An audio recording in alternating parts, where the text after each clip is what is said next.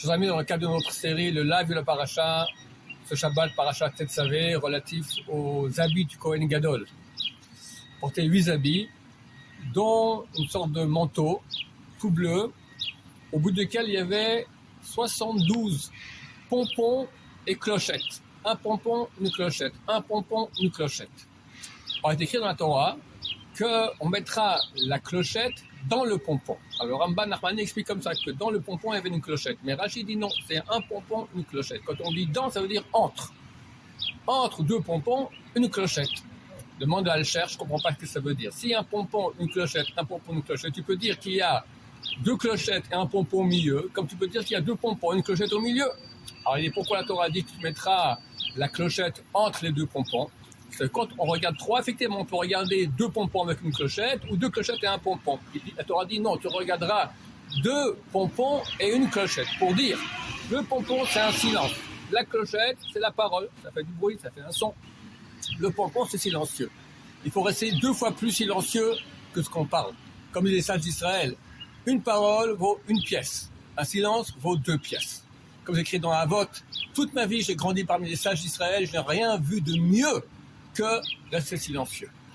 Jamais on va en enfer parce qu'on est resté silencieux. Quand on parle, il y a un risque.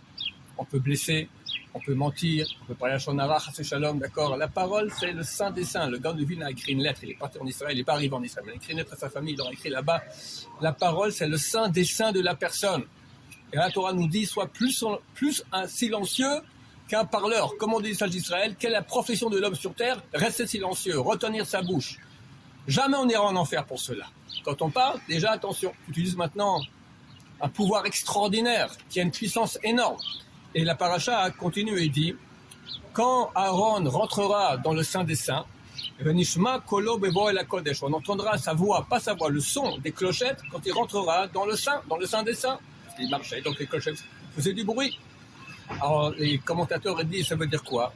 On entendra sa voix Bevoy la Kodesh, quand il ira dans la sainteté, quand il va utiliser maintenant sa bouche pour des choses saintes, il va prier à Hachem.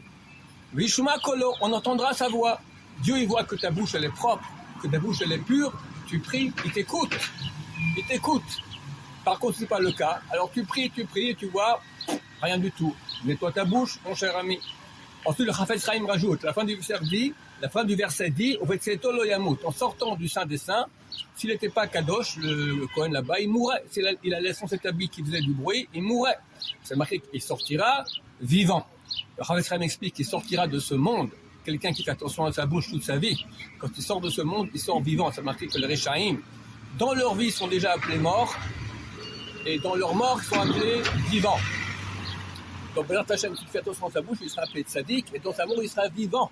C'est-à-dire qu'il reste vivant, et il va au Lamaba, il va jouir de tout le bien qu'il puisse y avoir parce qu'il a fait attention à sa bouche. Les commentateurs disent aussi que la clochette était faite d'or. Le Cheikh, il dit comme ça.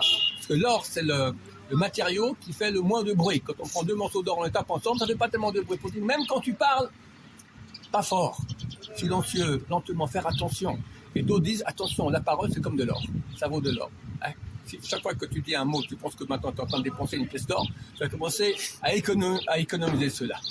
L'homme est appelé Ruach Memalela. Quand Dieu crée toute la création dans Bereshit, il appelle l'homme, la traduction en araméen, c'est Ruach Memalela, un esprit qui parle. C'est ça toute la nature de l'homme. C'est ça le grand cadeau que Dieu nous a donné. Pas pour parler à Shonara, pas pour mentir, pas pour être jaloux, pour utiliser pour faire le bien, l'étude de Torah, la prière, la pureté, parler bien sur son prochain. Tout est là-dedans. Et comme j'ai dit maintenant au nom du Gaon de Vilna, ça s'appelle le Kodesh Kodashim, le Saint des Saints. Que Dieu nous aide, sachons faire attention à notre bouche. C'est vrai qu'il ne reste plus beaucoup de temps pour que le Mashiach vienne, on espère. Prions, nettoyons notre bouche, supplions Hachem. Notre Hachem, je vous bénis tous, que Dieu vous aide à passer un Shabbat plein de bonheur, plein de joie. La parole Shabbat, si on peut faire que ce soit que de la Torah, c'est encore mieux. Et notre Hachem, que Dieu envoie la réfoua à tous les malades d'Israël, même la Géoula, Berachamim, Amen, Amen.